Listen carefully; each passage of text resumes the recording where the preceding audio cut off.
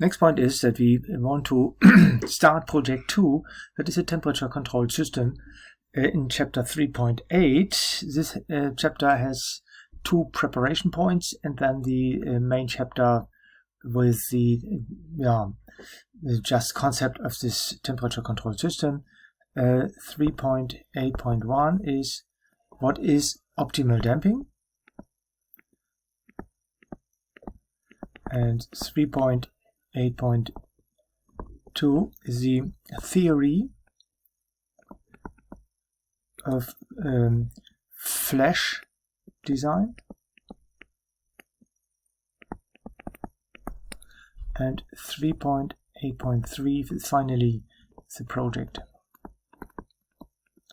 This project has a PIDT1 controller, and the process exists with a model of 2 PT1.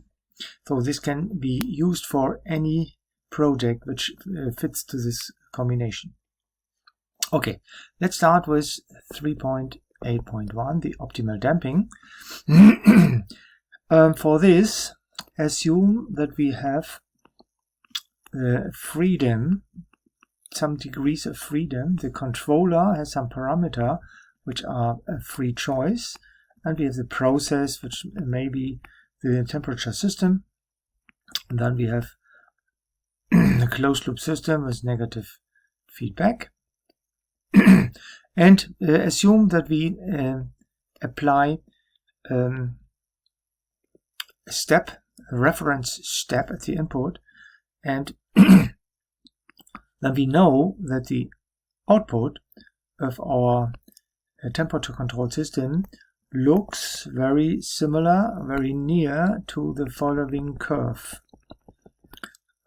This is the final value, the desired value, and we start with the starting value here, and then the system maybe has an overshoot, an undershoot, an overshoot, and so on, and then after some time the reaching of the final value. I will show you that in this case, in this chapter 3.8, this is the step response of an exact PT2, and if we look back into the PT2 theory, I can show you that this is one of several possible curves of a PT2 response, step response. Page 24 in the notebook, in the workbook, there you can see exactly what I mean. The step response has one of these possible curves. You see here, if the damping is large, this takes a long time. If the damping is small, this is a big oscillation, and the oscillation stops very far in the future. So there is some damping factor here in the region of 0.7, where we can say this is optimal. And I want to give you a very good trick to define the optimal damping value D. Yeah. So back to our picture. This optimal damping depends, very simple, on the tolerance range of your control value. So in any case, you have to define a tolerance range of your signal. In the case of, say, plus or minus, if this is the x value, plus minus delta x. And normally the tolerance range is defined as a ratio, the percentage value of a ratio. Tolerance range is delta x divided by the final value times 100%. Yeah, so if we can say, for example, if the tolerance range is 10%, that means that the signal should lay into within the range plus and minus 10% of the final value. This is a typical value you can find in specifications of control systems. Okay, you see Now, in this situation, there is an overshoot. This overshoot looks over the tolerance range, so you are not ready. Here, this is okay, but then there is an undershoot, which looks under the lower limit of the tolerance range, so you are not ready. And starting with this point here, we can say in green, this time is defined as the settling time. TS is the settling time. And the settling time shows that value where we can be sure that after this the signal lays within the tolerance range.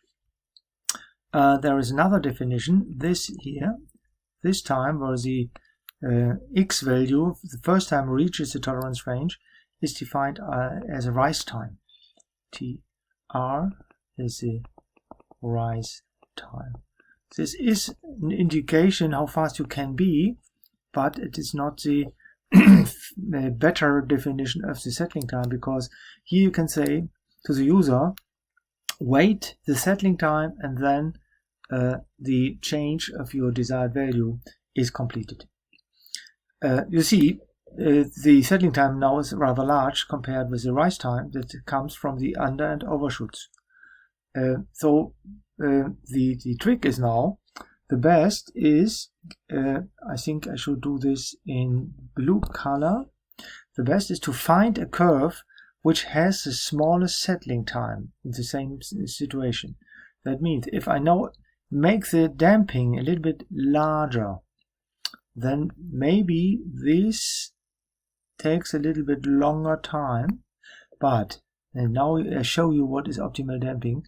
If you reach that damping value, if you can define that damping value where the overshoot touches the upper border of your tolerance range, then we call this optimal damping.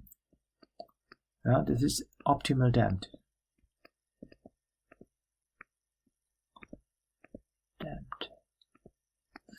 And here you can see the rise time is a little bit larger, but now the settling time is much smaller, and here in this situation the rise and the settling time have the same values. So we can say optimal damping,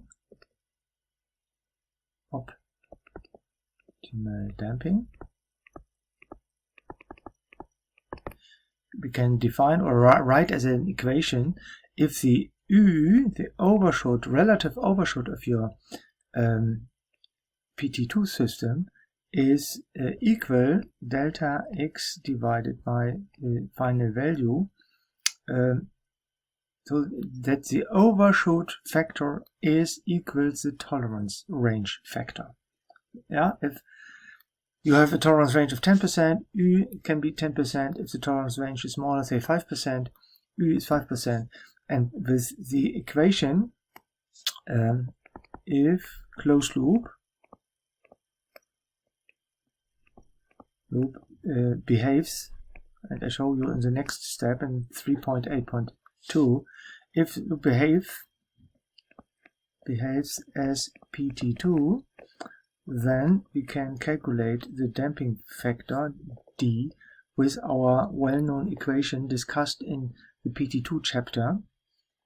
D is, on page 22 in the workbook, a division line, negative natural logarithmic factor of U divided by square root function in the argument of the square root. You can find pi squared plus ln squared U. So this is the very simple recalculation. If U is given, if tolerance range is given, you can set this equal to U. If you know U, you can calculate D. So this is the optimal damping, and this equation can easily be executed with calculators. I have given a table in the chapter 3.7 where you can find here several relations between damping factor and U factor. 10% overshoot is a damping factor 0.591, 1% overshoot 0.826, and so on. So here with given U, you can calculate the D with this equation. Okay, this is optimal damping. So talk to your user, look into the specification, find out the tolerance range of your signal, and then convert this into a damping factor. Then this damping factor is the element which can be used in the following theory of flash design. In black, sorry, in black, 3.8.2 theory of, and note that this name is just my name, because I have not found a typical name in the literature. Of course, this method is known in literature, but the names are different. I like flash design. Comes from the idea that the result of the design you can calculate as fast as a flash. You have two simple equations. You will see at the end of the theory two simple equations, and then the controller design is finished. These two simple equations can be used, and the time to calculate two simple equations, you can do this within minutes, so as fast as a flash. This flash design method based on the following theory. This works. See workbook, page 33. There you can find the results, but not the theory. The theory comes now. We assume that we have following combination. So one of these flash design methods. There are 5 combinations possible. I here calculate the most important ones. We have a PID controller, PID-T1, with TN, TV, and step taps. Connect now with a model, and this works only then if your system can be identified as a 2PT1 system with a K of the process with first time constant and a second time constant. And now we analyze the closed loop system with negative feedback. This is a desired value W, that is a controlled value X, and I want to calculate now with our mathematical methods the reference transfer function, which is x of p divided by w of p, and we have used this very often. If we call this process transfer function, if this is the controller transfer function, we can very quickly calculate the total reference transfer function with the following expression. It's fc times fp divided by 1 plus, negative feedback gives here a plus sign, fc fp. So this is the reduction rule for the feedback structure.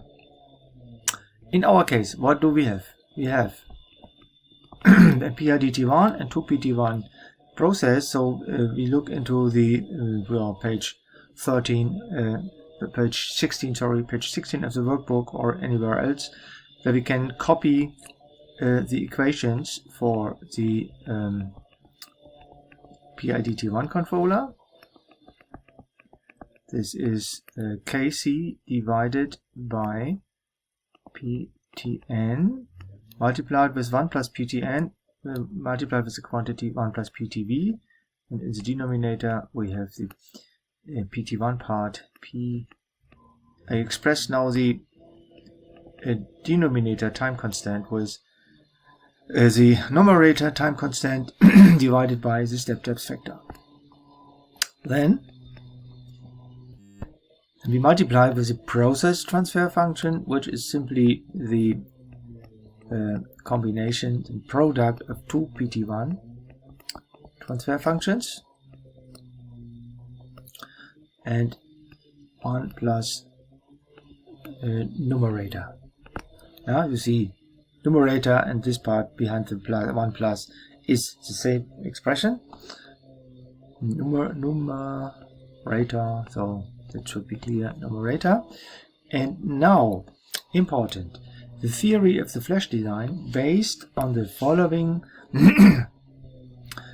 selection of the time constants.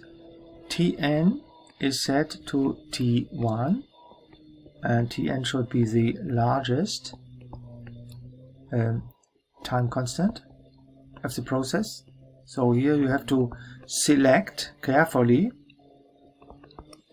Look, if you have two time constants, select the large one, set it to Tn, and select then Tv to the second largest time constant, the next one. Yeah, this principle of selection, the selection method, is called pole compensation. We have used this already. Also here we want to apply the pole compensation method.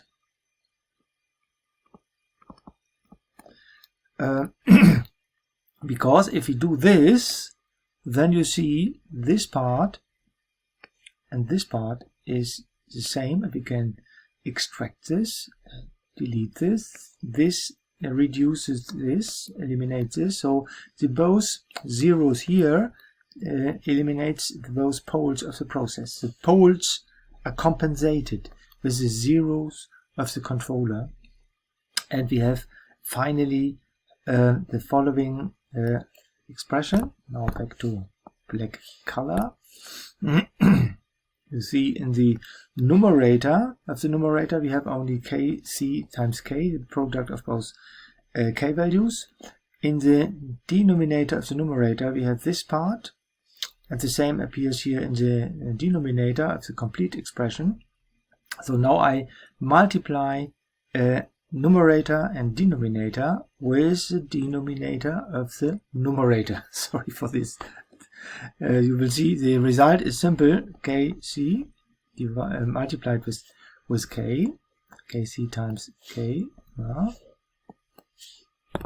kc times k divided by this one multiplied with the denominator is ptn times 1 plus ptn times ptv divided by step depth. So this is a p squared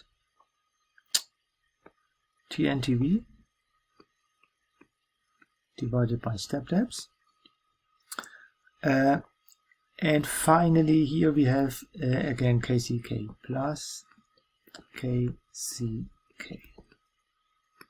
So this is a resulting closed loop reference transfer function, control value divided by desired value.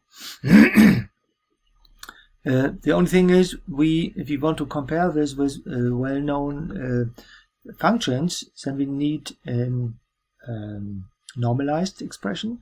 Here in the denominator you can see we have a second order function, and normalizing means the coefficient without a p should be 1. So we have now to divide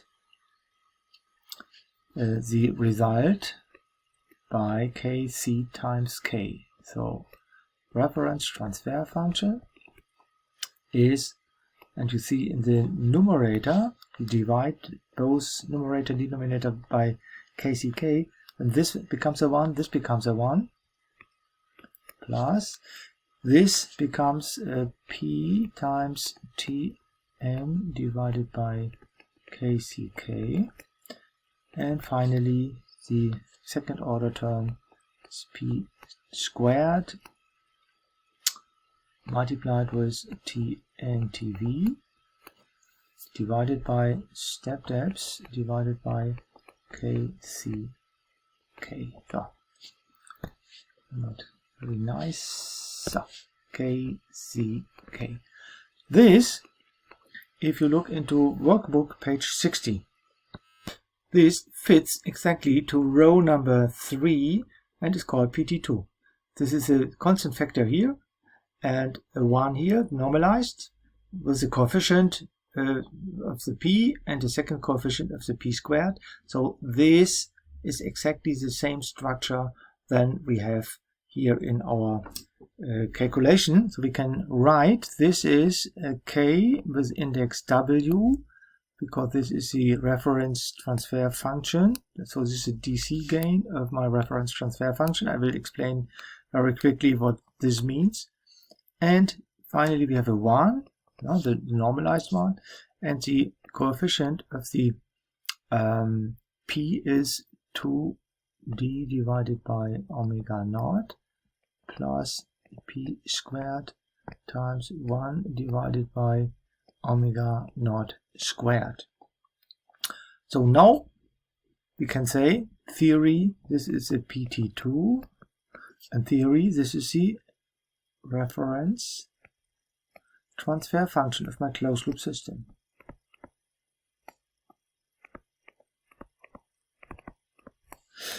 And what I have promised is the reference transfer function behaves exactly like a PT2.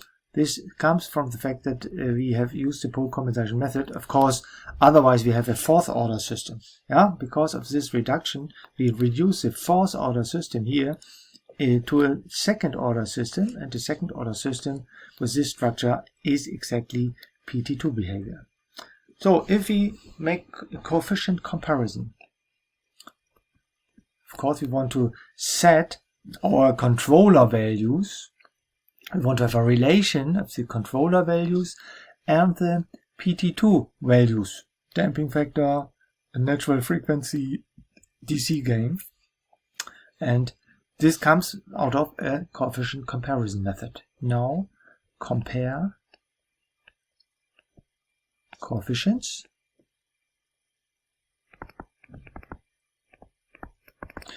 and first we see the DC gain of the PT2 is 1. What does that mean? That is a very important question because this is a value, kW is 1, which at the first moment, the mathematical, the value at the first moment is just, tells nothing. So we have to understand the meaning of this. The meaning means if we have here a desired step function, the input function is a change or is any value, then the output, the final value of the output is exactly the k of this closed loop system multiplied with the final value of input. The DC gain amplifies the desired value if oscillations coming to rest is amplified with the DC gain of the closed loop system to the controlled value. That means if the gain is 1, if I want to have any value here, I get exactly this value there. So this means 0 control error. A better value is not possible in a reference transfer function. So this means 0 control error. The best value you can ever have.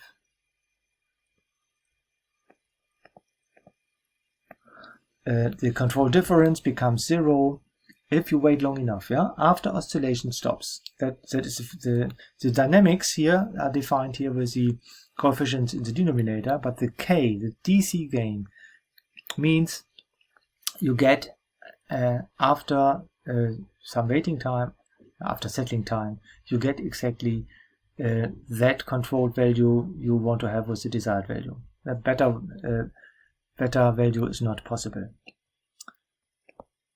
Best value possible.